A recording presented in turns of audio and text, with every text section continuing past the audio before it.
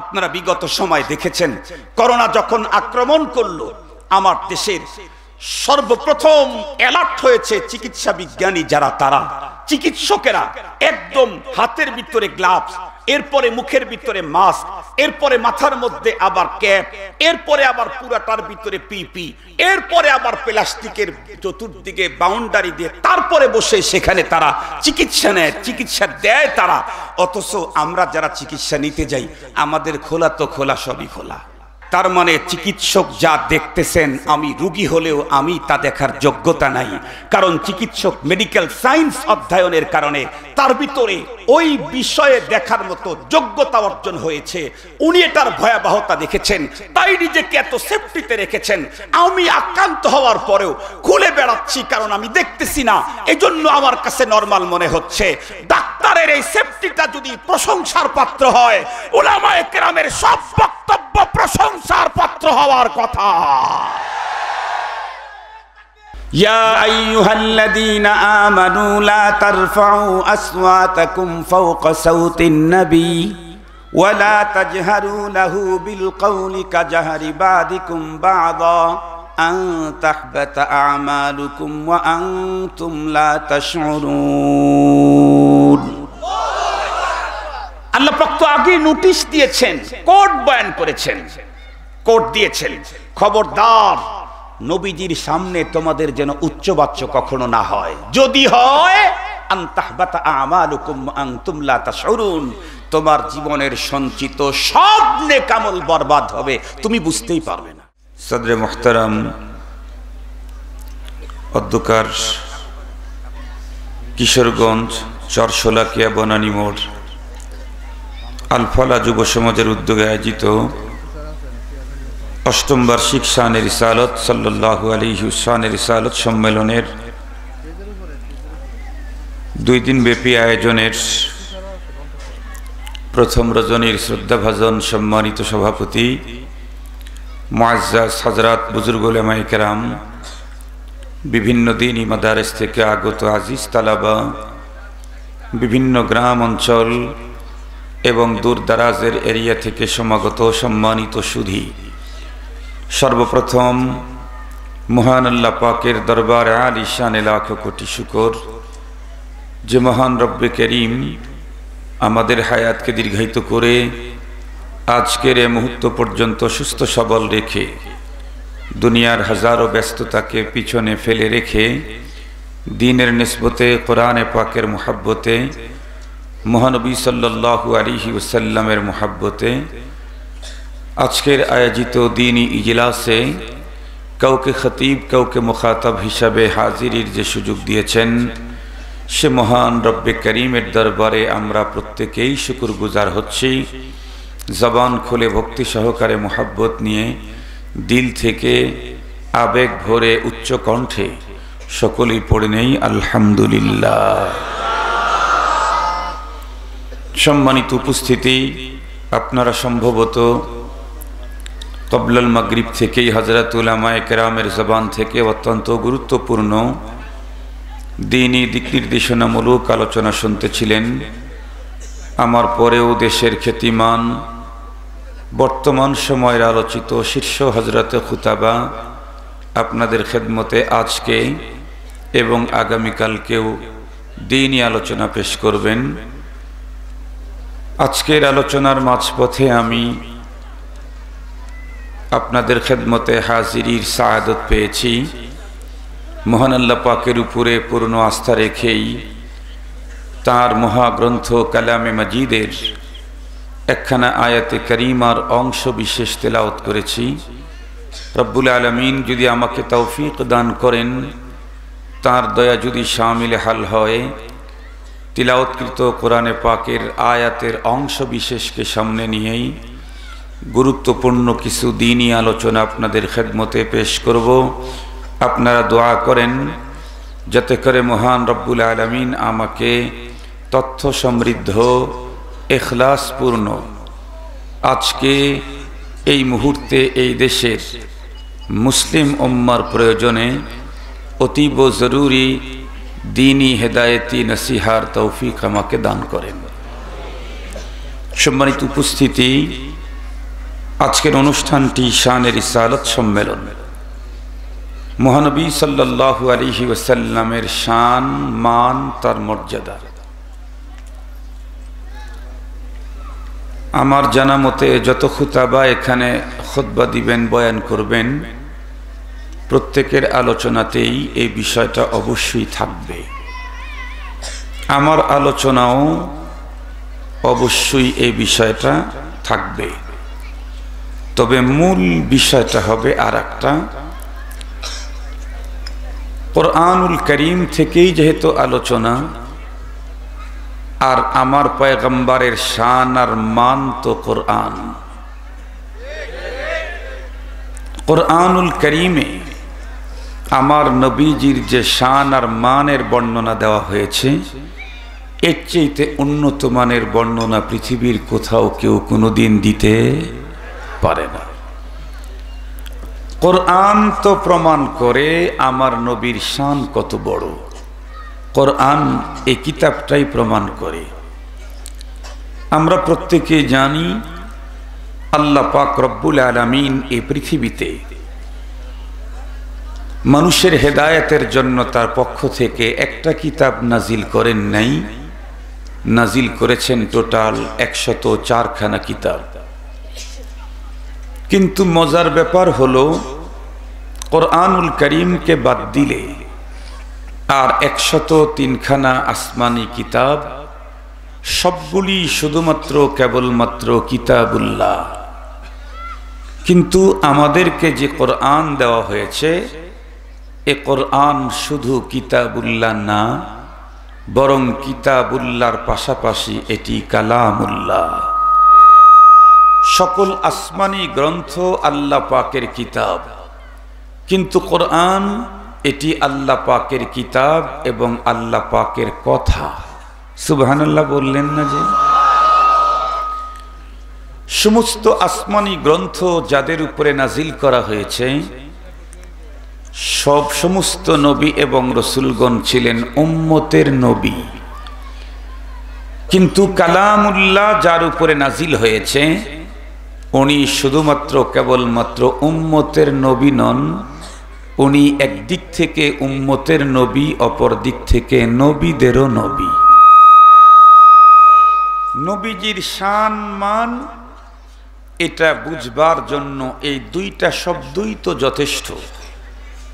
যে রসুলকে দেওয়া হলো শুধুমাত্র কেবলমাত্র কিতাবুল্লাহ না, বরং কালামুল্লাহ।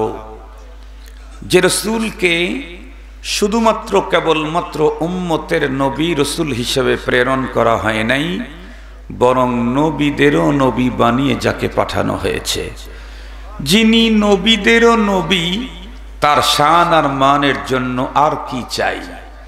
যাকে দেওয়া হয়েছে সর্বশ্রেষ্ঠ সর্বশেষ কিতাব, তার শান ও মানের জন্য এর চাইতে আর কি চাই? যে কিতাবের, যে কালামের প্রতিটি আয়াতে কারিমা দামি মহাদামি, এরপরেও আল আহাম ফাল আহাম, একটার চাইতে আর একটার গুরুত্ব আরো বেশি, আরো বেশি, আরো বেশি। মুহতারাম হাজিরিন, আমরা জানি টোটাল কোরআনে পাকে 114খানা সূরা, কিন্তু কোন সূরার ব্যাপারে বলা হয়েছে এটি কোরআনে পাকের হৃদয়। কোন সূরার ব্যাপারে বলা হয়েছে এটা কোরআনে পাকের মা, উম্মুল কোরআন। তাহলে বোঝা গেল সবগুলি সূরা আল্লাহ পাকের কালাম, আল্লাহ পাকের জবান, আল্লাহ পাকের পক্ষ থেকে নাজিল হওয়া। এরপরেও কোনোটার চাইতে কোনোটার গুরুত্ব বেশি। মনে রাখতে হবে একটা কথা, কোরআনে পাকের কোনোটার দাম কোনোটার চাইতে কম, এটি বলার অধিকার কারো নাই। তবে কোন সূরার চাইতে কোন সূরার দাম বেশি, এটা বলতে কোনো সমস্যা নেই। মনে থাকবে কি আপনাদের? এটা বলতে পারবেন না যে সূরায়ে ফাতিহার তুলনায় অমুক সূরার দাম কম। এ কথাটা বলাটা অনুচিত, কখনোই সহি না, ঠিক হবে না এই শব্দ কোরআনের পাকের ব্যাপারে ব্যবহার করা। এটা বলতে পারেন অমুক অমুক সূরার তুলনায় সূরায়ে ফাতিহার দাম আরো বেশি, এটা বলতে পারবেন। মনে থাকবে কি আপনাদের কথাটা? মুহতারাম হাজিরিন, আমি যে আয়াতে কারিমার অংশ বিশেষ তেলাওয়াত করেছি যতটুকুন, এটি অনেক দামি আয়াত। এই অংশটুকুন এত বেশি দামি, এত বেশি গুরুত্বপূর্ণ, তথ্যবহুল, তাৎপর্যপূর্ণ যে এই আয়াতে কারিমা হযরতে আব্দুল্লাহ ইবনে আব্বাস রাদিয়াল্লাহু তাআলা আনহু একদিন তেলাওয়াত করছিলেন। সেইখানে বসা ছিল একজন ইয়াহুদি। আরবের ইয়াহুদি তো আরবি বুঝে, আরবের ইয়াহুদি আরবি বুঝবে না? আরবের ইয়াহুদি আরবি বুঝে। সঙ্গত কারণেই আল ইয়াউমা আকমালতু লাকুম দীনাকুম ওয়া আতমামতু আলাইকুম নি'মাতি ওয়া রাদিতু লাকুমুল ইসলাম দীনা, এই তেলাওয়াতের সাথে সাথে ইয়াহুদি তরজমা বুঝে ফেলেছে। বোঝার পরে আব্দুল্লাহ ইবনে আব্বাস রাদিয়াল্লাহু আনহুকে ডেকে বলতেছে, আব্দুল্লাহ, তোমাদের কিতাবে আল্লাহ পাক যে এমন মহা ঘোষণা সমৃদ্ধ যে আয়াত নাজিল করেছেন, এটি যদি আমাদের আসমানি গ্রন্থে কিতাবে আল্লাহ নাজিল করতেন, তাহলে আমরা এই আয়াত নাজিলের দিনটাকে ঈদের দিন বানিয়ে ফেলতাম।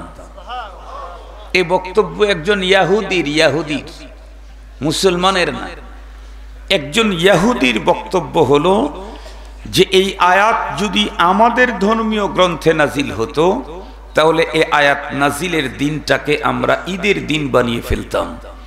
তাহলে বোঝা যায় এই আয়াত কেমন আমাদের জন্য, কি পরিমাণে সুসংবাদ, কি পরিমাণে বরকত, কি পরিমাণে আমাদের জন্য সৌভাগ্যের ঘোষণা নিয়ে আসছে। মুহতারাম হাজিরিন, হযরত ইবনে আব্বাস রাদিয়াল্লাহু আনহু তখন ওই ইহুদিকে ডেকে বললেন, এ মিয়া, তোমাদের আসমানি গ্রন্থে এই আয়াত নাজিল হলে এই আয়াত নাজিলের দিনটাকে তোমরা ঈদের দিন বানিয়ে ফেলতে। তোমরা জানো কি আমাদের আল্লাহ পাক এই আয়াতটাকে কোন দিন নাজিল করেছেন? বলে, না তো। হযরত ইবনে আব্বাস রাদিয়াল্লাহু আনহু উত্তর করলেন, আল্লাহ পাক তো এই আয়াতটাকে ডাবল ঈদের দিনে নাজিল করেছেন। সুবহানাল্লাহি ওয়া বিহামদিহি। তাহলে অবশ্যই আমাদেরকে জানতে ইচ্ছে হচ্ছে এখন, ডাবল ঈদের দিন সে আবার কোন দিন? আপনারা প্রত্যেকে জানেন, খুসুসান উলামায়ে কেরাম এবং তোলাবারা প্রত্যেকেরই জানা আছে, এই আয়াতে কারিমা হচ্ছে কোরআনে কারীমের বিধিবিধান সম্বলিত যত আয়াত নাজিল হয়েছে তার সর্বশেষ আয়াত। এই আয়াত নাজিল হওয়ার পরে বিধিবিধানের কোনো আয়াত আল্লাহ পাক আর নাজিল করেন নাই। আয়াতটি নাজিল হয়েছে আরাফার মাঠে, মহানবী সাল্লাল্লাহু আলাইহি ওয়াসাল্লামের বিদায়ী হজে আসরের নামাজের পর ইয়াউমে আরাফা, দিনটা ছিল জুমাবার। নবী আলাইহিস সালাম তখন সওয়ার ছিলেন এক তার উটের উপরে।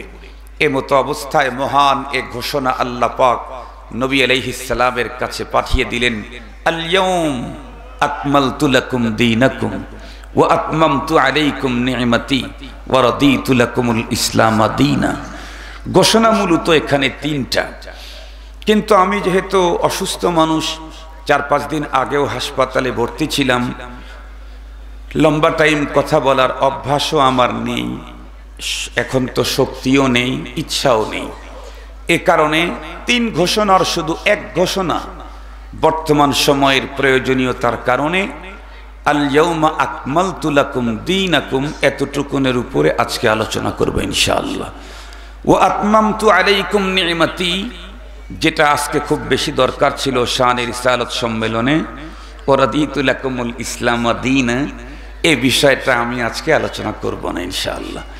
মুহতারাম হাজিরিন, কি ঘোষণা দিলেন? আল্লাহ পাক বলেন, আল ইয়াউম, আজকের এই দিন, আরাফার মাঠে, আরাফার দিনে, আকমালতু লাকুম দীনাকুম, তোমাদের জন্য তোমাদের দ্বীনকে পরিপূর্ণ করে দিলাম। ওয়া আতমামতু আলাইকুম নি'মাতি, আর পূর্ণতা দিলাম তোমাদের উপরে আমার নেয়ামতকে। ওয়া রাদিতু লাকুমুল ইসলাম দীনা, মনোনীত করলাম তোমাদের জন্য দিন হিসাবে ইসলামকেই। এটা হলো সরল তর্জমা। মুহতারাম হাজিরিন, খুব ভালো করে কথাগুলো বুঝতে হবে। তাহলে এই আয়াতে কারিমাতে মহান রবের যেই 3 ঘোষণা এসেছে, তার মধ্যে একটা বিশাল মহান এক ঘোষণা, আল ইয়াউম আকমালতু লাকুম দীনাকুম, আজকের এই দিনে তোমাদের জন্য দিনকে পরিপূর্ণতা দিয়ে দিলাম। তাহলে এখন প্রশ্ন আসে, হুজুর তাহলে বিদায়ী হজে আরাফার মাঠে আল্লাহ পাক তার মহান ঘোষণার মাধ্যমে দিনের পরিপূর্ণতা দিয়ে দিলেন, সিলগালা লাগিয়ে দিলেন। তাহলে জিজ্ঞাসা হলো, পূর্বের নবীদেরকে যে দিন আল্লাহ দিয়েছিলেন সেটা কি অপূর্ণ দিন ছিল? এমন একটি প্রশ্ন কিন্তু এসে যেতেই পারে, কারণ আমাদের নবীজিকে বিদায়ী হজে বলা হলো আল-ইয়াউম আকমালতু লাকুম, আজকের দিনে পরিপূর্ণ করলাম। তাহলে এর আগে যে নবী রাসূলগণ দিন পেয়েছেন তারা কি অপূর্ণ কোনো দিন ছিল? এই প্রশ্নের উত্তর সুন্দর করে বুঝতে চাইলে একটা কথা বুঝলে খুব ভালো করে বুঝবেন। মুহতারাম হাজরিন, তামাম পৃথিবীতে যত নবী রাসূল এসেছিলেন সকল নবী এবং রাসূলগণের ধর্ম ছিল একটা, তার নাম একটু জোরে বলেন ইসলাম। আল্লাহ পাকের ঘোষণা, ইন্নাদ-দীন ইনদাল্লাহিল ইসলাম, দিন আল্লাহ পাকের কাছে ইসলামই, আর কিছু না। আল্লাহ পাক আরো বলেন, ওয়ামান ইয়াবতাগি গায়রাল ইসলামি দীনা ফালান ইউকবালা মিন, ইসলাম ছাড়া অন্য কোনো ধর্ম কেউ অন্বেষণ করলে তা কশিন কালেও গ্রহণ করা হবে না। সমস্ত নবীগণের দিন একটা, ধর্ম একটা, তার নাম হলো ইসলাম। কিন্তু সকল নবীগণের ধর্মের সংবিধান এক রকমের ছিল না। ধর্মের সংবিধানকে আরবিতে শরীয়ত বলা হয়, ধর্মকে আরবিতে দ্বীন বলা হয়, ধর্মের সংবিধানকে আরবিতে শরীয়ত বলা হয়। সকল নবীগণের ধর্ম একটা, তার নাম ইসলাম। কিন্তু সকল নবীগণের ধর্মের সংবিধান তথা শরীয়ত এক রকমের ছিল না, বরং কোন নবীর ধর্মীয় সংবিধানের সাথে অন্য নবীর ধর্মের সংবিধান একদম বিপরীতমুখী ছিল, তাজাদ ছিল। যেমন কোন নবীর ধর্মীয় সংবিধানে ইফরাত ছিল, কোন নবীর শরীয়তে তাফরিদ ছিল। আমাদেরটা হচ্ছে বাইনাল ইফরাত ওয়াত তাফরিদ, মুতাদিল। আমাদেরটা বাড়াবাড়ি ছাড়াছাড়ির মাঝখানে, মিডল।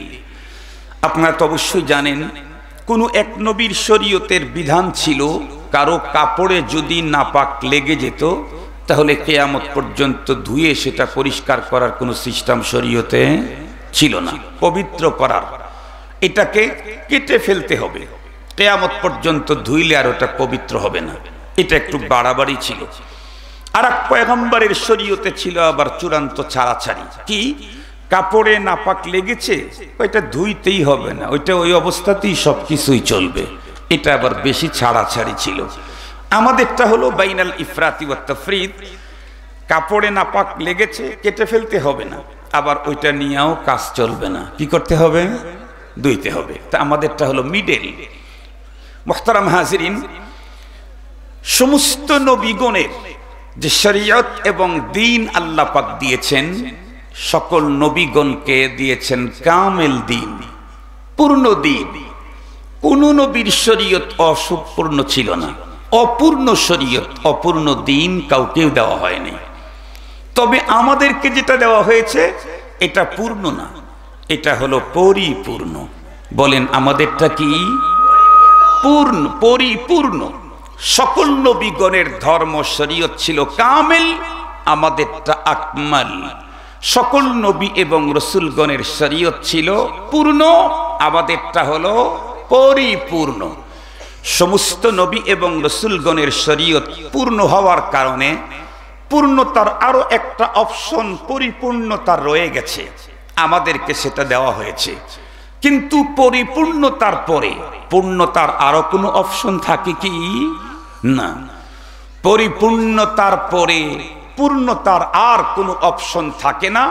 এ কারণেই আমাদেরকে যেহেতু পরিপূর্ণ শরীয়ত দ্বীন দেওয়া হয়েছে, এজন্য আমাদের শরীয়তের পরে আর কোনো শরীয়ত নাই, আমাদের দ্বীনের পরে আর কোনো দ্বীন নাই, আমাদের কিতাবের পরে আর কোনো কিতাব নাই, আমাদের রসুলের পরে আর কোনো রসুল নাই, আমাদের নবীর পরে আর কোনো নবী নাই, আমাদেরটা যেহেতু পরিপূর্ণ সঙ্গত কারণেই আমাদের শরীয়তের পরে আর কোনো শরীয়ত আমদানির সুযোগ নাই, আমাদের দ্বীনের পরে আর কোনো দ্বীন আমদানির সুযোগ নাই, আমার নবীর পরে আর কোনো নবী আগমনের সুযোগ নাই, আমাদের কিতাবের পরে আর কোনো কিতাব আগমনের কোনো সুযোগ নাই।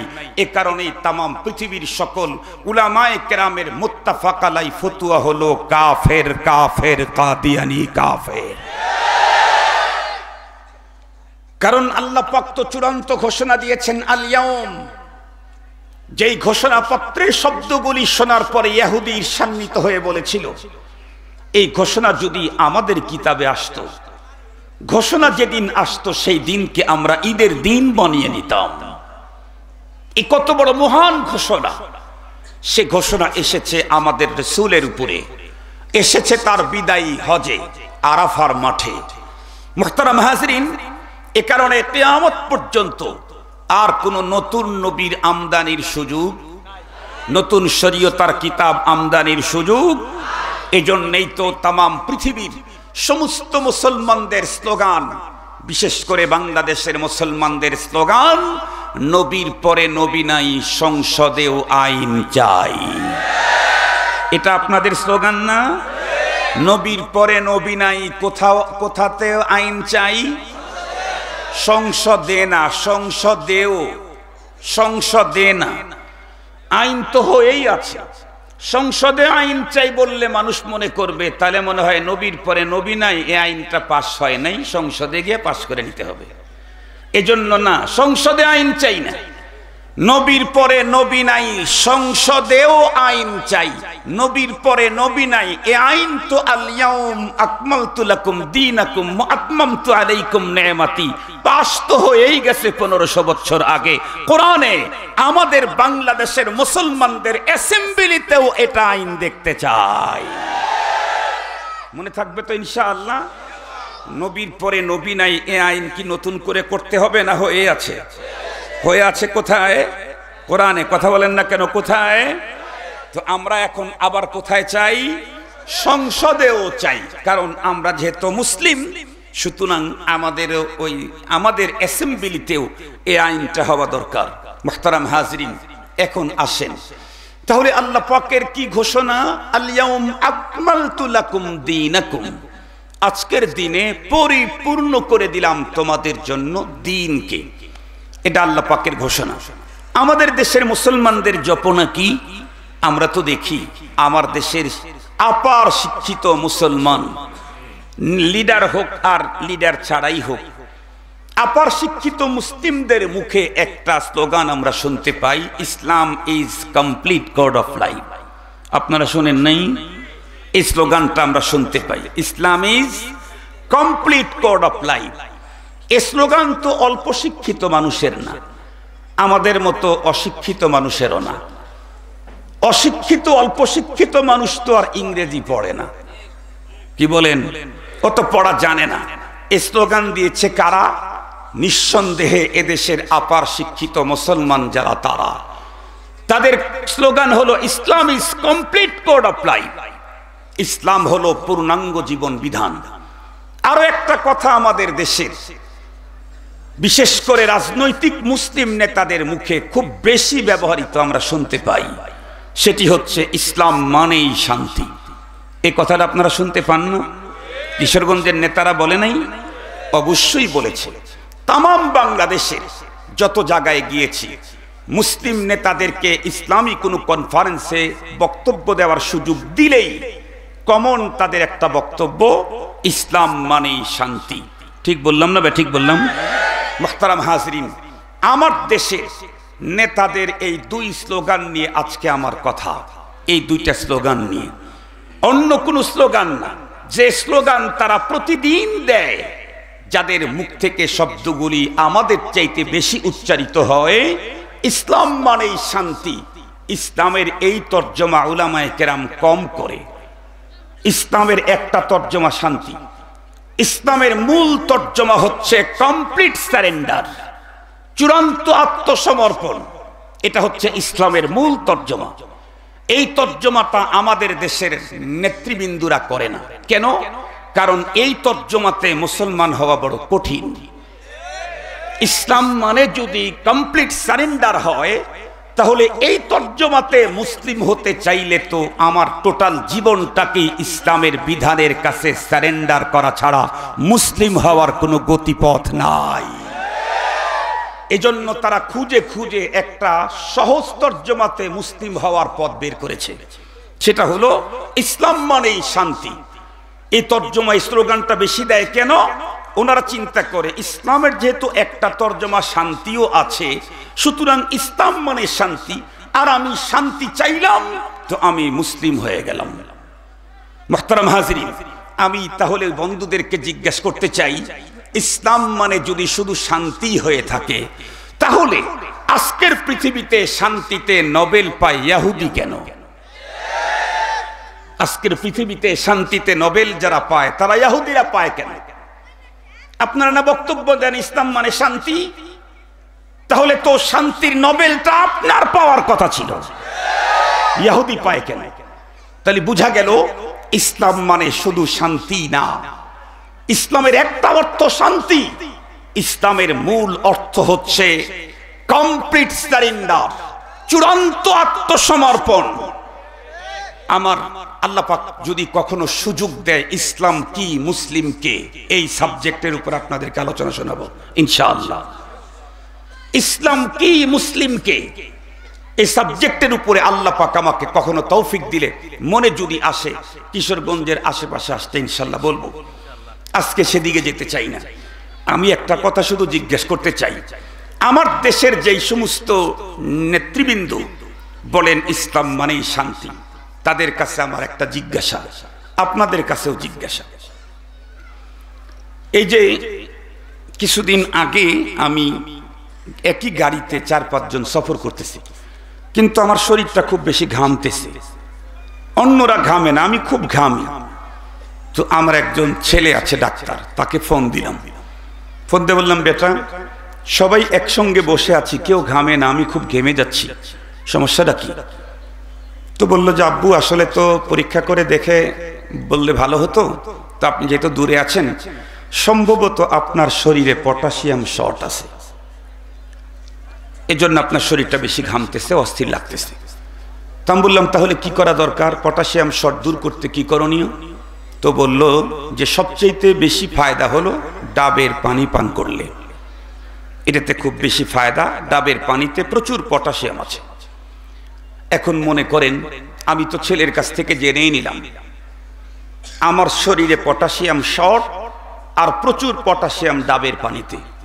এই কথা শুনে পরের দিন 1000টা ডাবের চারা নিয়ে, ডাবের গাছ নিয়ে আমার বাড়ির আঙ্গিনাতে লাগিয়ে দিলাম। 6 মাস পরে হাইব্রিড ডাবের গাছ, হাইব্রিড বোঝেন তো, যে জিনিসটা বড় হইতে 6 বছর লাগে সেটা 6 দিনেই বড় হয়, এটা হলো হাইব্রিড। আগে নেতা হইতে 30 বছর লাগছে, 40 বছর লাগছে, এখন 40 দিন লাগে খালি টাকা থাকলেই। হাইব্রিড নেতা। আর আমার দেশে যত সমস্যা এই হাইব্রিড নেতাদের কারণে।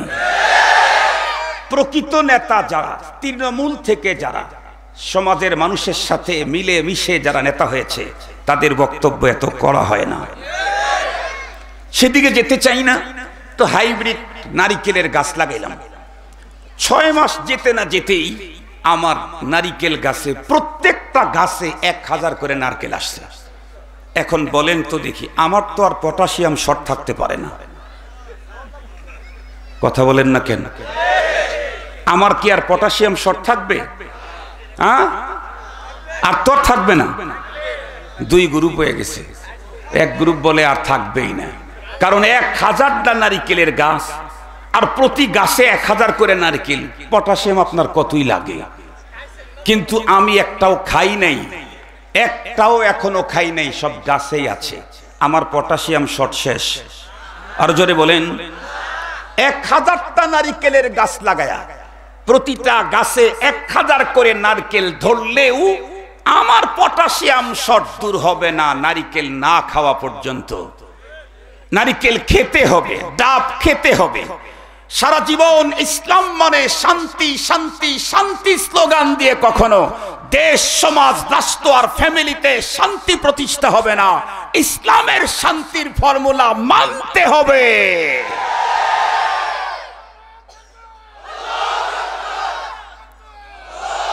সম্মানিত হাজিরিন, কথাগুলি ভালো করে বুঝবেন। কাউকে আক্রমণ করা আমার টার্গেট না, মুসলিমকে মুসলিম বানানো আমার টার্গেট। কাউকে আঘাত করা আমার টার্গেট না, বরং আমার বক্তব্যের সাথে আমার কাজের মিল গরমিল দেখানো আমার টার্গেট। আমার দেশের যেই সমস্ত ভাইয়েরা বলেন ইসলাম মানেই শান্তি, ইসলাম মানেই শান্তি, তাদের মাথার থেকে পায়ের তালু পর্যন্ত ডিটেক্টর দিয়ে চেক করলে অন্য টাইম ইসলামের কোনোটাই খুঁজে পাওয়া যায় না। নির্বাচনের আগে অবশ্য কিছু কিছু পাওয়া যায়। আর আমাদেরকে বলে ধর্ম ব্যবসায়ী। আমরা যদি ধর্ম ব্যবসায়ী হয়ে থাকি তো সারা জীবনই ধর্ম ব্যবসায়ী। আপনারা তো ভোটের টাইমে ধর্ম ব্যবসায়ী। আমরা ধর্মের ব্যবসা করি না, আপনারা করেন। মুহতারাম হাজিরিন, ঠান্ডা মাথায় কথাগুলি একটু বুঝবেন। যেহেতু মুসলিম ভাই, যে অমুসলিম তার সাথে আমার কথা নাই। যে বলবে মুসলিম তার সাথে আমার কথা, সে আমার ভাই।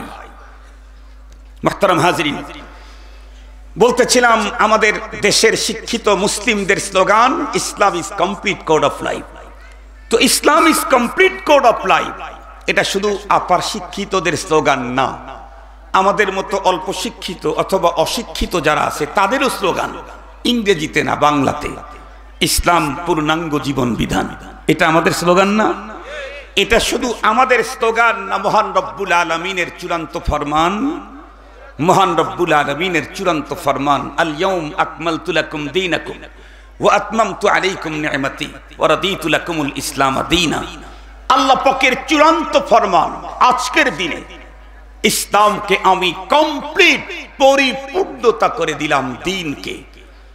তো Islam is complete code of life যারা বলেন তাদেরকে জিজ্ঞেস করতে চাই, কমপ্লিট কোড অফ লাইফ কখন?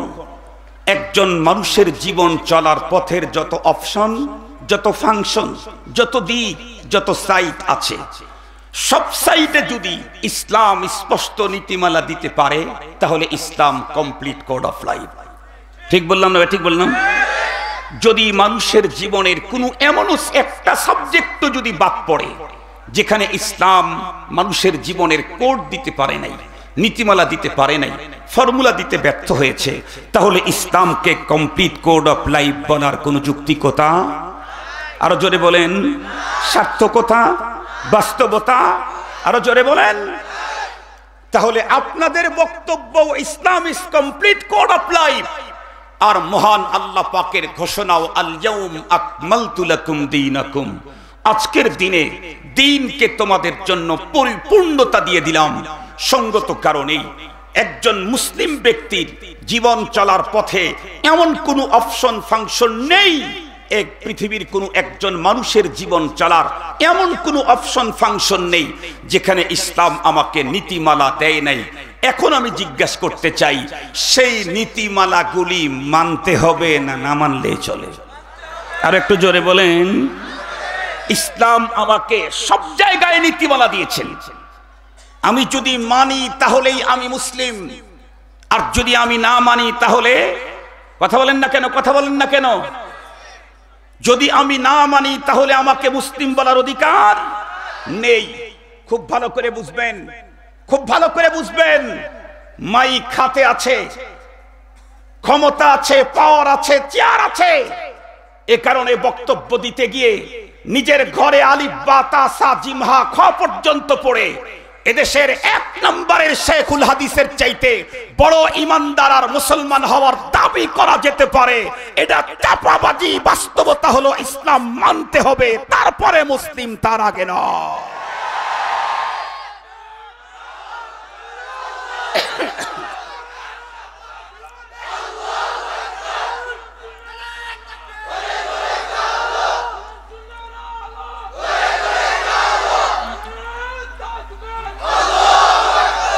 এই কোরআন সুন্নাহর আলো ঘরে ঘরে জ্বালাইলে কাজে না।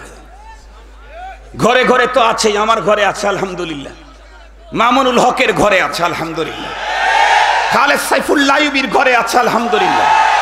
কিন্তু এই ঘরের ইসলাম বাইরে বলতে গেছি আর সব এখনো জ্বালাইতে হবে আর এক জায়গায়।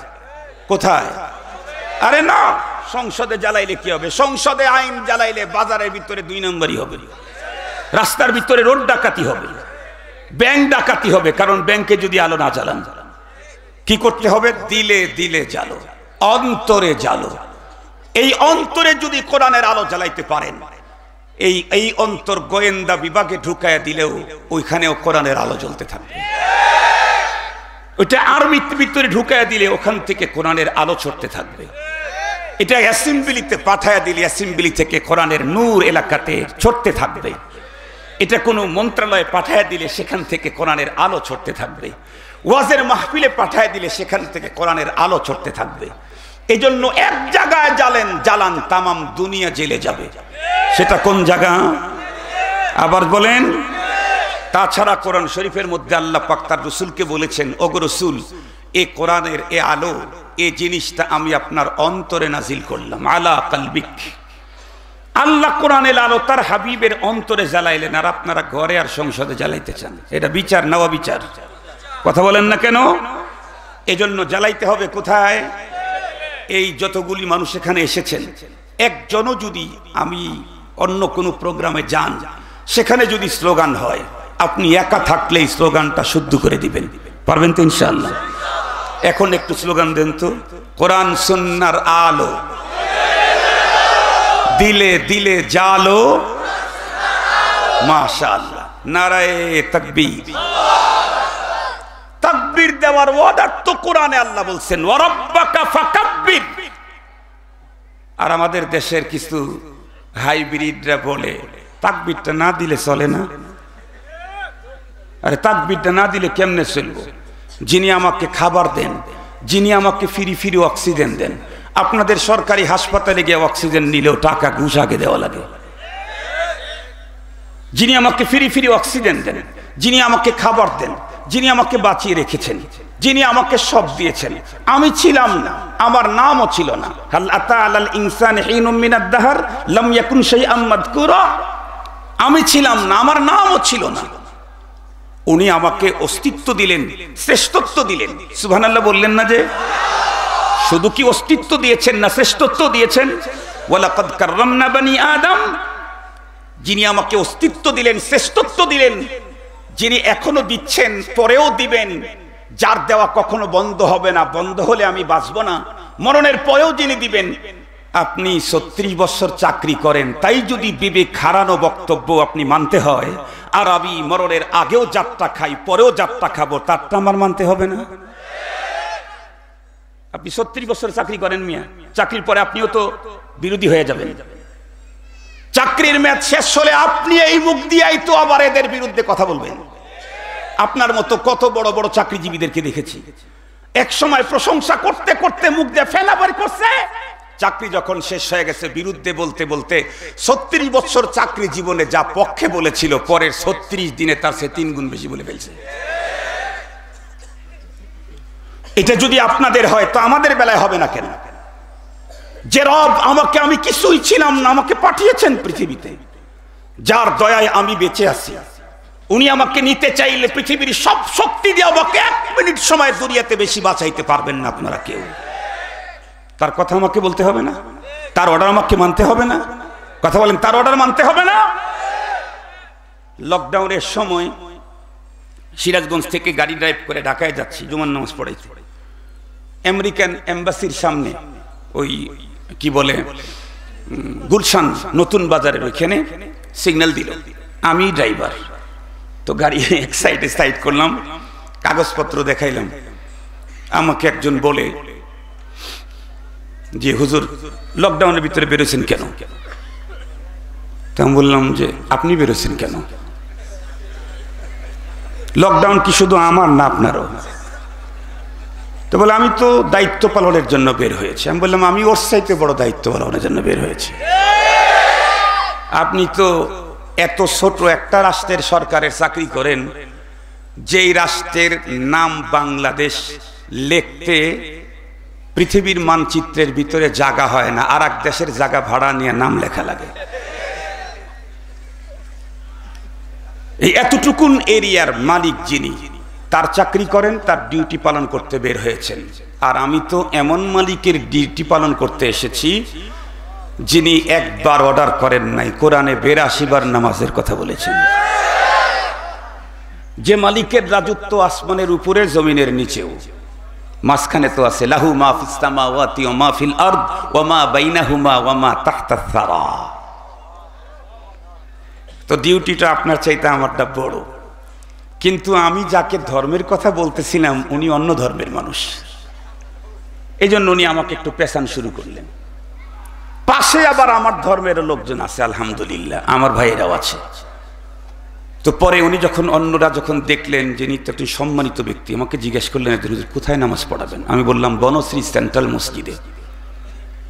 উনি তখন বললেন হুজুর আপনি গিয়ে গাড়িতে বসেন। মুসলিম যেহেতু সে আমাকে বলল আপনি গিয়ে গাড়িতে বসেন। আমি গাড়িতে গিয়ে বসলাম। পরে ওনারা ওনাদের সাথে কথা বলে কাগজপত্র নিয়ে এসে দিয়ে বললেন হুজুর জানগা, কারণ আমার দলের লোক আছে তো ওখানে। মুহতারাম হাজিরিন, তো যে কথা বলতেছিলাম, আপনারা 36 বছরে চাকরি করেন, তাই যদি বিবেক বিবর্জিত কথাও উপরের অর্ডার, কিছু বললে ভাই সমস্যা কি, কয় কিছু বুঝি না, উপরের অর্ডার। আপনাদের কত উপর, কত উপর, কয়তলা উপরে থাকে? আমাদের উপরের চাইতো আপনাদের উপরটা আরো বড়। আমাদের যে উপর আছে এর উপরে তো আর উপর নাই। আল্লাহু, আরো বলেন আল্লাহু আকবার। আমাদেরকে যে উপরওয়ালা অর্ডার করছেন সেটা যে কত উপরে থাকে দুনিয়ার কোন বিজ্ঞানী তার হাদিস বের করবে তো দূরের কথা, তার হাদিসই খুঁজে পায় না। হাদিস বের করবে তো দূরের কথা, ওটার হাদিসই খুঁজে পায় না। এত বড় উপরের হুকুম, আমরা এখন কি করব বলেন? মুহতারাম হাজিরিন, একটু কথাগুলো ভালো করে বুঝবেন। তাহলে আল ইয়াউমা আকমালতু লাকুম, আল্লাহ পাক বলেন আজকে আমি তোমাদের জন্য আমার দিনকে পরিপূর্ণ করে দিলাম। একটা দিন পরিপূর্ণ হতে চাইলে এমন কোন অপশন ফাংশন থাকবে না যেখানে দিন স্পষ্ট নীতিমালা দেয় নাই। যদি এমন হয় তাহলে সেটা পরিপূর্ণ হওয়ার কোনো সুযোগ নেই। আমি একটা মিসাল দিয়ে আর একটা কথা বলি। দিন যে পরিপূর্ণ এটা শুধু একটু টাচ করাবো আপনাদেরকে, যাতে আপনারা এটাকে বুঝতে পারেন। আমাদের দেশে যারা ডিফেন্সে চাকরি করে, আর্মিতে, ওরা স্বাধীন দেশের স্বাধীন নাগরিক। কোনো সন্দেহ আছে? স্বাধীন দেশের স্বাধীন নাগরিক। আমার ভাগ্নে, আমার ভাতিজা, আমার চাচতো ভাই, আমার খালাতো ভাই, ওরা ডিফেন্সে চাকরি করে, আর্মিতে আছে। স্বাধীন দেশের স্বাধীন নাগরিক শুধু আর্মিতে চাকরি করার কারণে মাথার চুল বড় হলে কাটে ঠিক, কিন্তু নেইমার আর মেসি কাটিং দিতে পারে না। ঠিক বললাম না ভাই? ঠিক বললাম? ওর আর এক ভাই দিতে পারে, ও নেইমার কাটিং দিতে পারে, মেসি কাটিং দিতে পারে, কিন্তু আর্মিতে যে চাকরি করে স্বাধীন দেশের স্বাধীন নাগরিক হলেও আর্মি পার্সন হওয়ার কারণে চুল কাটাতে তার কোনো স্বাধীনতা নেই। নেইমার মেসি কাটিং চলবে না, কোন কাটিং দিতে হবে? Army cutting. ও যে পরনের পোশাক পরবে, কাপড় চয়েসের ব্যাপারে তার স্বাধীনতা নেই, কালার চয়েসের ব্যাপারে স্বাধীনতা নেই, প্রিন্ট চয়েসের ব্যাপারে স্বাধীনতা নেই, ডিজাইন চয়েসের ব্যাপারে স্বাধীনতা নেই। তার মানে টোটালটা আর্মি তাকে দেবে, কালার তারা দেবে, ডিজাইন তারা দেবে, কাপড় তারা দেবে, সিস্টেম তারা দেবে, প্রিন্ট তারা দেবে, সব তারা দেবে। শুধু কি তাই? জুতা, জুতা যেটা মানুষ পায়ে পরে, সারা দুনিয়ার যত ময়লা জায়গার উপর দিয়ে চলে, এই জুতাটাও চয়েসের অধিকার আর্মির নেই। আর্মি যে কোনো জুতা পরে ডিউটি পালন করতে পারবে না, তার জুতার ব্যাপারেও স্বাধীনতা নেই। আর্মি তাকে শু দেবে, সেইটাই তাকে পড়তে হবে। এমনকি কোন আর্মি পার্সন যদি অসুস্থ হয়, চিকিৎসার ব্যাপারে স্বাধীনতাও তার নাই। যে কোনো হাসপাতালে যে কোনো মুহূর্তে গিয়ে ভর্তি হয়ে চিকিৎসা নেওয়ার অধিকার নাই। তাকে আর্মি নির্ধারিত হাসপাতালে নিয়ে তাকে চিকিৎসা দেবে।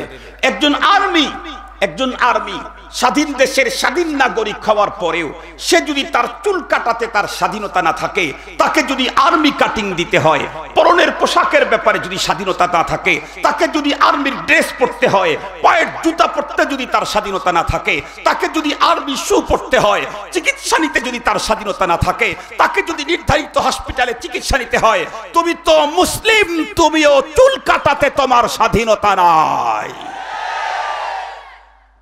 তুমি মুসলিম, চুল কাটাতে তোমার স্বাধীনতা নেই। তুমি নেইমার মেসি আর আর্মি কাটিং দিতে পারবা না, তোমাকে মুহাম্মাদি কাটিং দিতে হবে। জলে বলেন মুসলিমকে কোন কাটিং দিতে হবে? মুহাম্মাদি কাটিং। মুহতারাম হাজরিন, Islam is complete code of life. Islam তো আমাকে চুল কাটার ব্যাপারেও নীতিমালা দিয়েছে।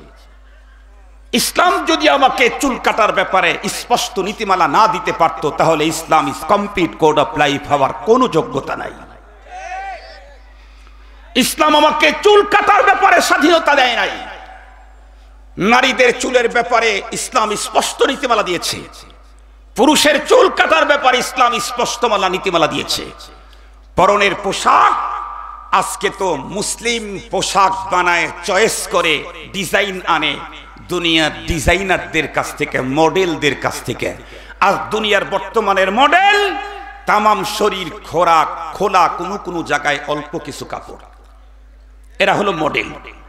আমি জানতে আমার বুঝে আসে না এটা কি মানুষের মডেল না হায়ওয়ানের মডেল, এটা আমার বুঝে আসে না। এটা কি মানুষের মডেল নাকি হায়ওয়ানের মডেল? তামাম শরীরটা খোলা রেখে কিছু জায়গায় কাপড় লাগালে সেটা যদি মডেল হয়, তাহলে যাদের পুরা কাপড় নাই ওরা তো ইন্টারন্যাশনাল মডেল। আর পুরা কাপড় নাই হলো আমার দেশের কুকুর, শুকুর, গরু, ছাগল, বেড়ার, ওদের কোথাও কাপড় নাই। তুমি যদি কিছু জায়গা খোলা রাখার কারণে মডেল হও, যে টোটালটা খুলছে ও তো আরো বড় মডেল। আজকে দুঃখের সাথে বলতে হয়, মানুষের মেজাজ রুচি এত নষ্ট হয়ে গেছে, মানুষের মেজাজ রুচি এত নষ্ট হয়ে গেছে, মুসলিমদের রুচিও এত বিকৃতি ঘটেছে। কসম আল্লাহ, আমি যদি সপ্তাহব্যাপী ডুকরে যদি কাঁদতে থাকি, আজকে মুসলিম সমাজের তরুণ তরুণীদের যেই নোংরা সভ্যতা, যে নোংরামি, এগুলার উপরে সপ্তাহব্যাপী কান্না করে আমার শরীরের সব পানিকে ফেলে শেষ করে পানি শূন্যতায় ভুগলেও আমার অন্তরের ব্যথা দূর হবে না। মুসলিম জাতি কে ছিল, তার দাম কি ছিল? আরে তোমার কথায় তো আসমান থেকে ফেরেশতা জমিনে আসবে কাতারে কাতার। তুমি তো নরমাল কোনো মানুষ নও। কত মানুষ ক্রস ফায়ারে গেল, কিছুই হলো না। মেজর সিনহার ক্রস ফায়ারে তামাম দুনিয়া কেঁপে উঠল। কেন? কারণ মেজর সিনহা দেশের একজন সাধারণ নাগরিক নয়, সে একজন বিশেষ নাগরিক। পৃথিবীতে কোটি কোটি কাফের বেঈমান মরবে, তাতে কিছুই হবে না, কিন্তু একজন বুরহানুদ্দিনের সন্তানের জন্য আল্লাহ পাক আসমান থেকে ফেরেশতা জমিনে পাঠায়া দেবে। আমি তো সেই জাতি, আমি তো সেই গোষ্ঠী, আমি তো সেই জামাতের মানুষ, কিন্তু আমার রুচির এমন পরিবর্তন হয়েছে যে এখন সভ্যকেই অসভ্য বলা হচ্ছে, ভদ্রকেই অভদ্র বলা হচ্ছে, মানবতাকেই অমানবতা বলা হচ্ছে। মুহতারাম হাজরিন, এখন জুলুমকেই ইনসাফ বলা হচ্ছে, ইনসাফকে জুলুম বলা হচ্ছে। এখন রাতকে দিন বলা হচ্ছে, দিনকে রাত বলা হচ্ছে। আর সেই স্লোগান মেনে নিচ্ছে এদেশের এত বড় বড় শিক্ষিত যারা বিদেশ থেকে ডিগ্রি নিয়ে আসছে। যদি রাতকে যদি দিন বলতে হয়, তাহলে তো এই ডিগ্রি নেওয়ার জন্য আর দেশের বাইরে যাওয়া দরকার নাই। যদি রাতকে দিন বললে দিন স্বীকার করতে হয়, তাহলে কিসের ডিগ্রি আপনার? মুহতারাম হাজরিন, আমি যা বলতেছি, লা তালুমনি আও ফালুমনি ইন্নামা কুলতু মা কুলতু আবি আমরুন জালাল। লা তালুমনি আও ফালুমনি ইন্নামা কুলতু মা কুলতু আবি আমরুন জালাল। আমার এই কথাগুলা শুনে আপনারা আমাকে কেউ বকা দিয়েন না। আর যদি বকা না দিলে মজা না পান, তাহলে কয়েক রাত ধরে বকা দেন। তবে আমি যে কথাগুলি বলেছি, এটা দিলের ভিতরে একটা ব্যথার বেদনা নিয়ে কথা বলেছি। कलंदर आँचे गोयाद दीदा गोयाद, कलंदर आँचे गोयाद दीदा गोयाद। এমনি বলি নাই, আল্লাহ পাক এই চোখ দিয়ে কিছু ব্যতিক্রম দেখার সুযোগ দিয়েছেন, এ মেধা দিয়ে ব্যতিক্রম কিছু ভাবার সুযোগ দিয়েছেন, এ অন্তরে ব্যতিক্রম কিছু অনুভূতি আল্লাহ পাক ঢুকায়া দিয়েছেন, যেগুলির কারণে বলছি। আপনারা বিগত সময় দেখেছেন, করোনা যখন আক্রমণ করলো, আমার দেশের সর্বপ্রথম অ্যালার্ট হয়েছে চিকিৎসা বিজ্ঞানী যারা, তারা চিকিৎসকেরা একদম হাতের ভিতরে গ্লাভস, এরপরে মুখের ভিতরে মাস্ক, এরপরে মাথার মধ্যে আবার ক্যাপ, এরপরে আবার পুরাটার ভিতরে পিপি, এরপরে আবার প্লাস্টিকের চতুর্দিকে বাউন্ডারি দিয়ে তারপরে বসে সেখানে তারা চিকিৎসা নেয়, চিকিৎসা দেয় তারা। অথচ আমরা যারা চিকিৎসা নিতে যাই, আমাদের খোলা তো খোলা, সবই খোলা। ঠিক বললাম না? ঠিক বললাম? যিনি চিকিৎসা দিচ্ছেন উনি এত সেফটি নিয়েছেন, আর আমি চিকিৎসা নিতে যাচ্ছি আমার টোটালটা খোলা। তার মানে চিকিৎসক যা দেখতেছেন, আমি রোগী হলেও আমি তা দেখার যোগ্যতা নাই, কারণ চিকিৎসক মেডিকেল সায়েন্স অধ্যয়নের কারণে তার ভিতরে ওই বিষয়ে দেখার মতো যোগ্যতা অর্জন হয়েছে। উনি এটার ভয়াবহতা দেখেছেন, তাই নিজেকে এত সেফটিতে রেখেছেন। আমি আক্রান্ত হওয়ার পরেও খুলে বেড়াচ্ছি, কারণ আমি দেখতেছি না, এজন্য আমার কাছে নরমাল মনে হচ্ছে। ডাক্তারের এই সেফটিটা যদি প্রশংসার পাত্র হয়, উলামায়ে কেরামের সব বক্তব্য প্রশংসার পাত্র হওয়ার কথা।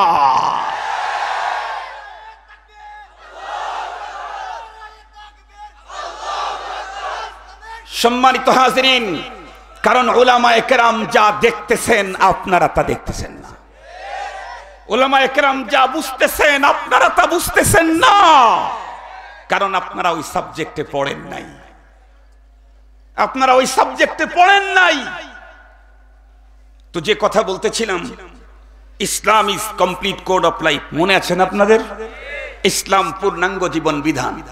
এটা তো মোল্লার স্লোগান, এটা তো আমার দেশের আপার শিক্ষিত মুসলিমদের স্লোগান। যারা Islam is complete code of life বলেন, তাদের জন্য আমার আজকের বিশেষ করে এ বয়ান, সবার জন্যই, বিশেষ করে তাদের জন্য। ইসলাম কমপ্লিট কোড অফ লাইফ হতে চাইলে মানুষের জীবনের এমন কোনো অপশন থাকবে না যেখানে ইসলাম স্পষ্ট নীতিমালা দিতে ব্যর্থ হয়েছে। মুহতারাম হাজিরিন, প্রকৃত Islam is complete code of life. Islam কি পরিমাণে কমপ্লিট কোড অফ লাইফ এটা বুঝাবার জন্য যদি সুযোগ হয় দুইটা কথা বলবো, আর যদি না হয় একটা কথা বলবো। সেটা হলো, আপনারা বলেন তো দেখি, এ পৃথিবীতে কি একজন মানুষ এমন পাওয়া যাবে পৃথিবীর অতীতের ইতিহাস বর্তমানের গবেষণায়, যে মানুষটা পৃথিবীতে 20 বছর অথবা 220 বছর বেঁচে ছিল, কিন্তু সে শুধুই সুখে ছিল, কোনোদিন তাকে দুঃখ টাচ করে নাই? এরকম মানুষ কি পাওয়া যাবে? একটু জোরে বলেন না। আবার এমন মানুষ কি পাওয়া যাবে যে শুধুই দুঃখে ছিল, কোনোদিন সুখ তাকে টাচ করে নাই? এমন মানুষ কি পাওয়া যাবে? কেন? কারণ পৃথিবী মানেই হলো সুখ দুঃখের মিলন মেলা। পৃথিবীতে সুখ আছে, দুঃখ আছে, দুঃখ আছে, সুখ আছে। একজন মানুষ এমন পাওয়া যাবে না যে শুধুই সুখ, কোনোদিন দুঃখ টাচ করে নাই, শুধুই দুঃখ, কোনোদিনও সুখ পায় নাই। এমন মানুষ পাওয়া যাবে না। ব্যক্তি সে যত বড়ই হোক, সুখ দুঃখ দুনিয়াতে আছে আছে। এটা নিয়ে লম্বা ওয়াজ করা দরকার নাই। দুইজন মানুষের নাম বললেই আপনারা বুঝবেন যে দুনিয়াতে সুখ দুঃখ আছে আছে। একজন হলেন সাবেক প্রধানমন্ত্রী বেগম খালেদা জিয়া, আর একজন বর্তমান প্রধানমন্ত্রী শেখ হাসিনা। এই দুইজনের জীবনের দিকে তাকায় দেখেন, একজনের সুখ তো আর একজনের দুঃখ। কথা বলেন না কেন? আর একজনের দুঃখ তো আর একজনের সুখ। এদের এই দুই মহিলার চাইতে, এই দুই কি বলে মহিলার চাইতে তো আর দামি আমাদের দেশে আর কেউ নাই। চুপ করে থাকে কি এর আছে মিয়া? দামি থাকলে কি সবাই গিয়া তাদের পিছনে ইক্তেদা করে নাকি? আপনি যত বড় দামি হয়ে থাকেন ইমাম ওনারা, আপনি সেই লন্ডন থেকে ব্যারিস্টারি করে আসছেন, তারপরেও ইমাম তো ওনারাই। আপনারও ব্যারিস্টারি রাখেন পিছনে মিয়া, ইমামতি করার যোগ্যতা তো নাই, ব্যারিস্টারি যতই নিয়ে আসেন, ইমাম তো ওনারাই। তো এই দুইজনের চাইতে তো আর বড় কেউ নাই। সেই বড় দুইজনের কন্ডিশনই হলো একজনের সুখ আর একজনের দুঃখ, আর একজনের সুখ আর একজনের দুঃখ। তাহলে তারই অধীনে থাকি আমরা, আমাদের তো সুখ দুঃখ খেলবেই। কথা বলেন না কেন? তাহলে মানুষের প্রতিটি মানুষের জীবনে সুখও আসে, কিও আসে, দুঃখও আসে। একজন মানুষ যদি সুখ পায়, আনন্দ পায়, তাহলে সেই লোকের মুখে হাসি আসবে না? হাসানের জন্য কি সুইচ টিপতে হয়, বাটন টিপতে হয়, ক্লিক করতে হয়, টাচ করতে হয়? কেন টাচ করা লাগে না? আপনারা মনে করছেন যে বিজ্ঞানী শুধু অটো সেন্সার বানাইছে, দরজার সাথে লাগাইলে দরজার পাশে গেলে একাই খুলে যায়, ভিতরে ঢুকলে একাই বন্ধ হয়। মনে করছেন এটা শুধু বিজ্ঞান বানিয়েছে? আরে বিজ্ঞান তো বানাইলো 3.5 দিন আগে। আল্লাহ মানুষকে যখন তৈরি করেছেন, আমাদের ভিতরে অটো সেন্সার লাগাইয়ে দিয়েছেন। আনন্দের বিষয় সামনে আসলে সুইচ টিপতে হয় না, এমনি হাসি, অটো সেন্সারের কারণে। সুবহানাল্লাহ বললেন না? যে দুঃখ বেদনার বিষয় সামনে আসলে এমনি চোখ থেকে পানি আসে, কান্না দেয়, সুইচ টিপতে হয় না, ক্লিক করতে হয় না, টাচ করতে হয় না। ঠিক বললাম না? ঠিক বললাম? অটো সেন্সার লাগানোই আছে। হুজুর ঠিক আছে না? আমি ছেড়ে দেবো? না না হুজুর, আসলে 10টা। কোথায় উনি? কোথায় আসছে? 15 মিনিট। 15 মিনিট। আলহামদুলিল্লাহ। আরে আমারটাতেই এত মজা পাইতেছেন, আমার পরে আসতেছে হাবিবুল্লাহ মাহমুদ। একে তো হাবিবুল্লাহ, আল্লাহর দোস্ত, এরপর আবার মাহমুদ, প্রশংসিত। তাহলে বুঝেন কি মজার জিনিস। এরপরে যিনি আসবেন, অথবা আগে আসবেন বা পরে আসবেন, উনি তো ডাবল সুন্দর, হাসান জামিল, ডাবল সুন্দর। উনি আবার আমার মহাসচিব, রাবেতাতুল ওয়াইজিন বাংলাদেশের কেন্দ্রীয় মহাসচিব। হাসান মানেও সুন্দর, জামিল মানেও সুন্দর। হাসান জামিল মানে ডাবল সুন্দর। তার মানে ব্যক্তির চেহারা যেমন সুন্দর, বয়ান তেমন সুন্দর, আচরণও সুন্দর, আমল আকলাকও সুন্দর, কোরআন শরীফের তিলাওয়াত মহা সুন্দর। মানে আসতেছে। এই জন্য আমি বেশি সময় নষ্ট করলে আপনাদের পরে লস হবে। এই জন্যে না, আমি কথা বলতেছি, সমস্যা নাই, কথা আমি বলতেছি ইনশাআল্লাহ। তো বলতেছিলাম মানুষ হাসবে, কান্না করবে, এটা হইতেই পারে। তো কান্নাও মানুষ কাঁদে জীবনে, কেউ কখনো কখনো কাঁদে। আপনারা বলেন তো দেখি। কিন্তু এই যে কান্না যে করবে, হাসবে, ইসলাম আমাকে সেখানে স্পষ্ট নীতিমালা দিয়েছেন। চুল বড় হলে তোমাকে কাটতে হবে, কিন্তু ডিজাইন মোহাম্মদী ডিজাইন। আনন্দ পেলে তুমি হাসবে, কিন্তু হাসিটাও মোহাম্মদী ডিজাইন। সুবহানাল্লাহ বললেন না? যে দুঃখ পেলে, বেদনা পেলে তুমি কাঁদবে, তবে কান্নাটাও হবে, কথা বলেন, মোহাম্মদী ডিজাইনের কান্না। আল্লাহু আকবার, আল্লাহু আকবার। মুহতারাম হাজিরিন, কান্নার বিষয়টাই বলি, হাসার বিষয়টা যেহেতু হাসাহাসি, এটা একটু পরেই রাখি। কান্নাটা যেহেতু বেদনার জিনিস, এটা একটু আগে বলি। রাসূল করিম সাল্লাল্লাহু আলাইহি ওয়াসাল্লাম একদিন কোথাও যাচ্ছিলেন, যাইতেই পথের ভিতরে দেখলেন একজন মেয়ে মানুষ কান্না করছে। সম্ভবত তার কোনো আপনজন দুনিয়া থেকে বিদায় নিয়েছেন। কিন্তু কান্না যে করছে, কান্নার ভিতরে বিলাপও করছে। বিলাপ বুঝেন তো আপনারা? মনে হয় বিলাপ করছে। শরীয়তে কান্না করার অনুমতি আছে, বিলাপের অনুমতি নেই। এখন নবীজি যাচ্ছেন, তার সামনে তার কোনো এক উম্মত শরীয়ত বিরোধী কাজ করছে। নবীর জিম্মাদারি হলো তাকে কিছু না বলে আস্তাগফিরুল্লাহ পড়তে পড়তে নিজের ঘরের মধ্যে চলে যাওয়া, ঘরের ভিতরে গিয়ে দোয়া করা, আল্লাহ একে তুমি ঠিক করে দাও। কথা বলেন না কেন? তসবিহ টেপা, তাহাজ্জুদে পড়ে কান্না দেওয়া, আল্লাহ তুমি ওরে ঠিক করে দাও, আমি ওর কাছে যেতে পারবো না। কথা বলেন না কেন? নবীর কি দায়িত্ব? শরীয়ত বিরোধী কাজ তার সামনে কেউ করলে নবীর সাথে সাথে তাকে ঠিক করে দেওয়া। কথা বলেন না কেন? আরো জোরে বলেন। যদি নবী যে কাজ না করেন, ফামা বাল্লাগতা রিসালাতাক, তাহলে আপনি আপনার উপর অর্পিত দায়িত্ব পুরা কমপ্লিট করেন নাই, আদালতে জবাব দিতে দেরি করতে হবে। আমি এখন জিজ্ঞাসা করতে চাই, নবীর জীবদ্দশায় কোনো উম্মতে মুসলিমা শরীয়ত বিরোধী কাজ করলে নবী দেখলে, নবী তো এটাকে অবশ্যই সাথে সাথে তাকে সজাগ করে দেবেন। নবী এখন দুনিয়াতে নাই, কিয়ামত পর্যন্ত দিন থাকবে, মুসলমান থাকবে। কিয়ামত পর্যন্ত মুসলমান যদি ধর্ম বিরোধী, শরীয়ত বিরোধী কোনো কাজ করে, তাহলে নবীজির এই দায়িত্ব পালন করবে কারা? এমপিরা, মন্ত্রীরা, সচিবরা, আরো জোরে বলেন, প্রশাসনের লোকেরা, গোয়েন্দার লোকেরা, কারা? আর একটু জোরে বলেন, কারা? আর একটু জোরে বলেন কারা? যদি কোনো আলেম তার সামনে শরীয়ত বিরোধী কাজ হচ্ছে সে দেখছে, সে যদি তাকে যে নীতিমালা দেওয়া হয়েছে সেই নীতিমালার অধীনে এটাকে পরিবর্তন করার ফিকির না করে, তাহলে সে আলেম পরপারে নায়েবে নবী হওয়ার দাবি করার কোনো অধিকার তার নাই, কোনো অধিকার তার নাই।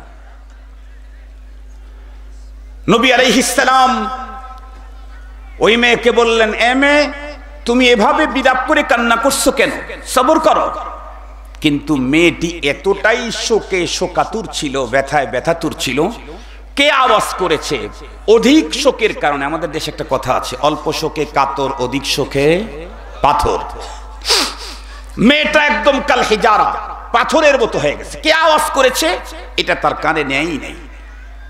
যখন নবীজি তাকে নসিহত করতেছিলেন, মেয়েটি তখন তাকায়া দেখলেনও না যে কে আমাকে আওয়াজ করলো। অধিক শোকের কারণে অধিক ব্যথাতুর হয়ে মাথা নিচের দিকে দিয়ে বললেন, ইলাইকা আন্নি, আমি আপনি আপনার কাজে যান। লাম তুসিবকা মা আসাবানি, আমার উপরে কোন মুসিবত চেপেছে এটা তো আপনার উপরে চাপে নাই, আপনি কি বুঝবেন? এটা হলো বাংলা তরজমা করলাম আর কি। উনি বলেছিলেন ইলাইকা আন্নি লাম তুসিবকা মা আসাবানি। নবী আলাইহিস সালাম চিন্তা দেখলেন যে এই মেয়েটা এখন স্বাভাবিক নেই। কথা না বাড়িয়ে নবীজি চলে গেলেন। কিন্তু পাশেই দাঁড়ানো ছিল নবীজির এক পুরুষ সাহাবী। সাহাবী তো দেখে ফেললেন, হায় হায়, মেয়েটা কি সর্বনাশ করলো। কেন? আল্লাহ পাক রব্বুল আলামিন নবীজির সামনে সাহাবীরা কথা বলবে কেমনে? Islam is complete code of life, এখানেও ইসলাম কোড দিয়েছে, নীতিমালা দিয়েছে। ইয়া আইয়ুহাল্লাযীনা আমানু লা তারফাউ আসওয়াতাকুম ফাওকা সাওতিন নবী ওয়া লা তাজহারু লাহু বিল কওলি কাজহারি বাদিকুম বা'দা আন তাহবাতা আমালুকুম ওয়া আনতুম লা তাশউরুন। আল্লাহ পাক তো আগে নোটিশ দিয়েছেন, কোড বয়ান করেছেন, কোড দিয়েছেন, খবরদার নবীজির সামনে তোমাদের যেন উচ্চবাচ্য কখনো না হয়। যদি হয় আন তাহবাতা আমালুকুম ওয়া আনতুম লা তাশউরুন, তোমার জীবনের সঞ্চিত সব নেক আমল বরবাদ হবে, তুমি বুঝতেই পারবে না। আজকে নবী নাই কিন্তু নায়েবে নবী আছে। কথা বলেন, নবী নাই কিন্তু কে আছে? নায়েবে নবী আছে।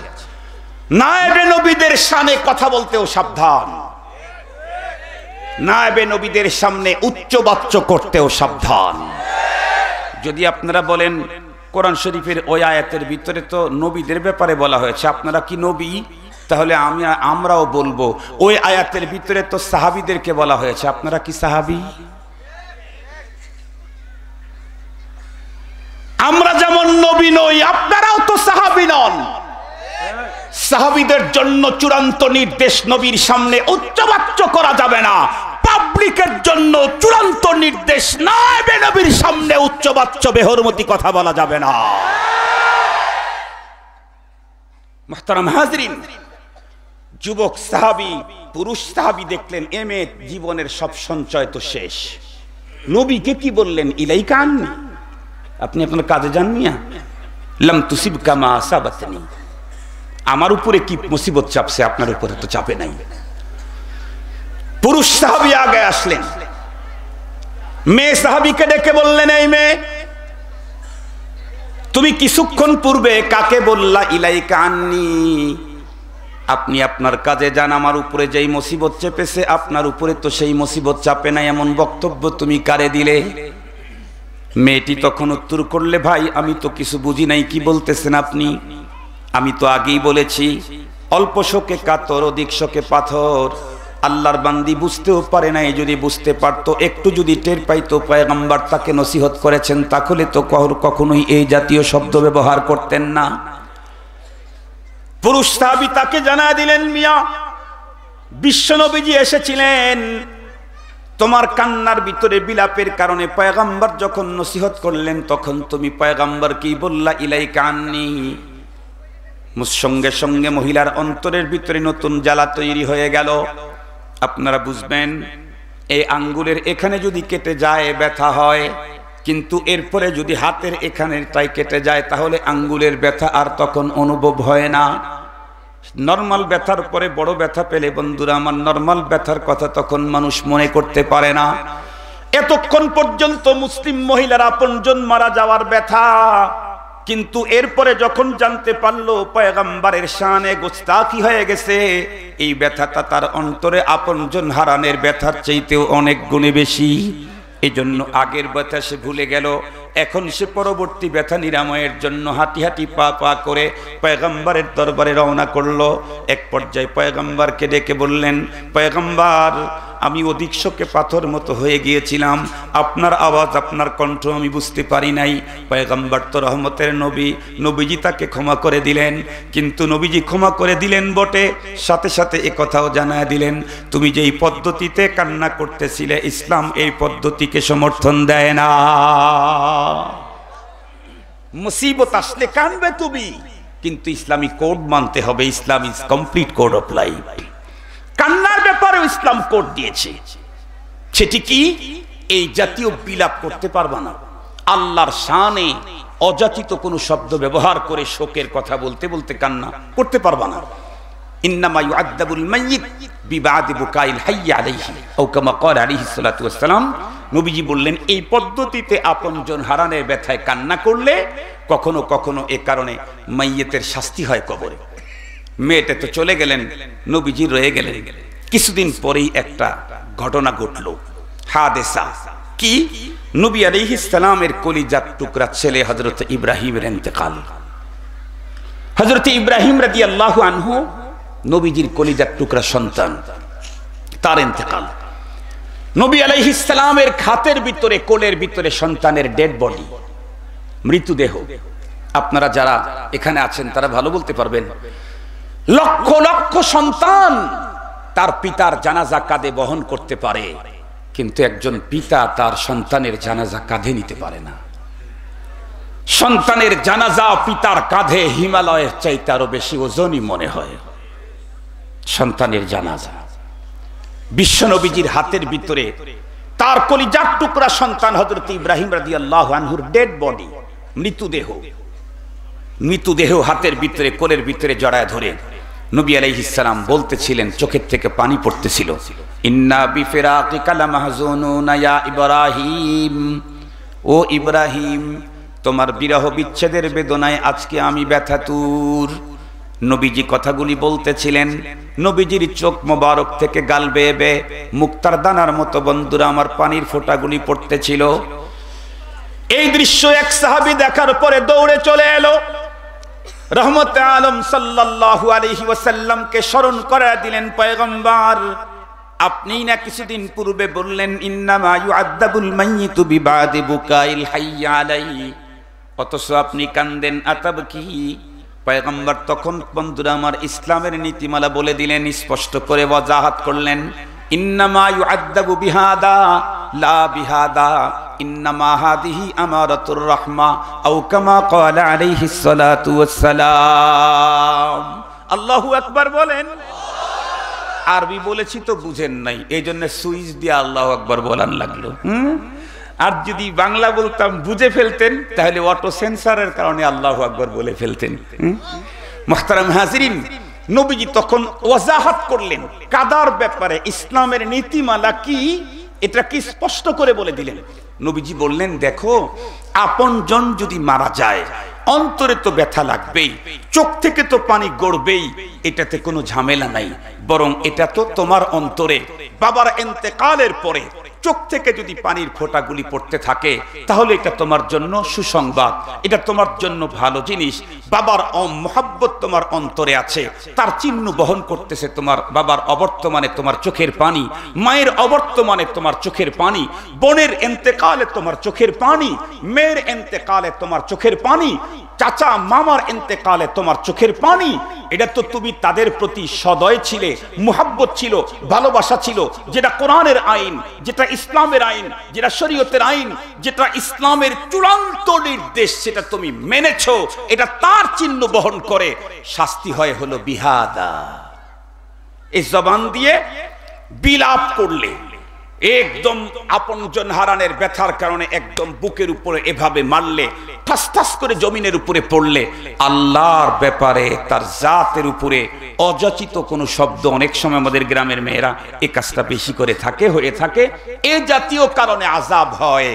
চোখের পানি যেটা তোমার অন্তরে আপনজনের প্রতি মায়ার চিহ্ন বহন করে আলামত, এটার কারণে কখনো আযাব হয় না। সুবহানাল্লাহ বললেন না যে?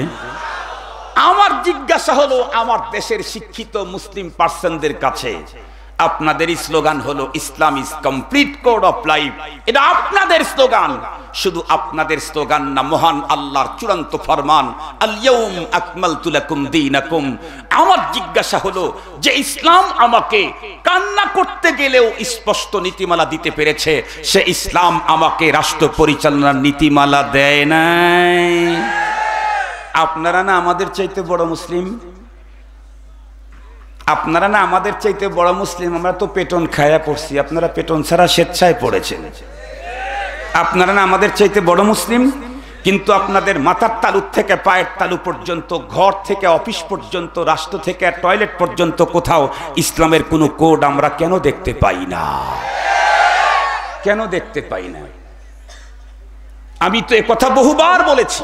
আপনারা যদি কেউ মনে করেন যে কওমি মাদ্রাসার হুজুররা এতদিন ভালো ছিল, কখনো রাষ্ট্র নিয়ে, নেতা নিয়ে, নীতি নিয়ে কথা বলে নাই, ভালো ছিল। এই এখনকার হুজুররা দেখি চেয়ার নিয়ে কথা বলে, পাওয়ার নিয়ে কথা বলে, এই হুজুররা ঝামেলা করতেছে।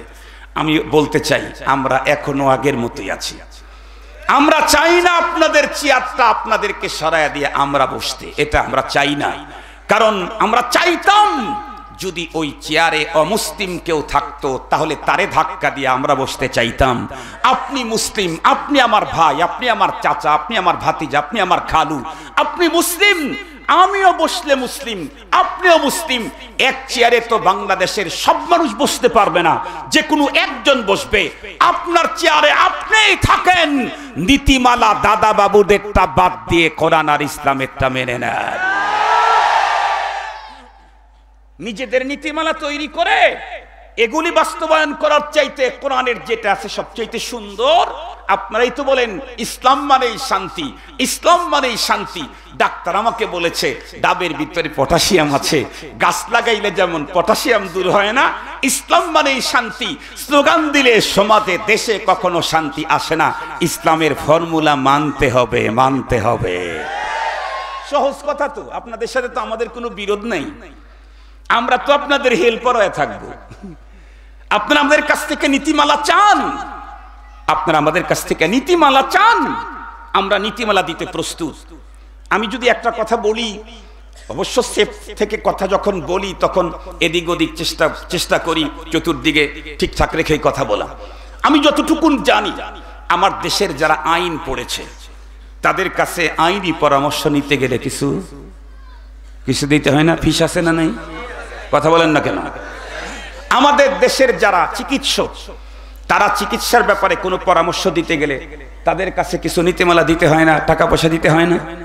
হয়তো বলতে পারে ডাক্তাররা, হুজুর আপনি কয় টাকা দিয়েছেন? আরে ভাই, সবাইকে তো আর আপনারা ফ্রি করেন না। এই খান সাহেবের মতো যারা বড় আছে তাদেরকে না ফ্রি করেন, সবাইকে তো আর ফ্রি করেন না। তাহলে ডাক্তার, তার কাছ থেকে উনি যা বিদ্যা অর্জন করেছেন, ওনার কাছ থেকে সেবা নিতে গেলে টাকা লাগে। ইঞ্জিনিয়ার, উনি যে বিদ্যা যোগ্যতা অর্জন করেছেন, তার কাছ থেকে সেবা নিতে গেলে টাকা লাগে। আর আইনজীবী, তার কাছ থেকে আইনের পরামর্শ নিতে গেলে টাকা লাগে। আলহামদুলিল্লাহ, আলহামদুলিল্লাহ, আমরা ধর্মের যা শিখেছি এগুলো আপনারা চাইলে আপনাদেরকে দিতে টাকা লাগে না।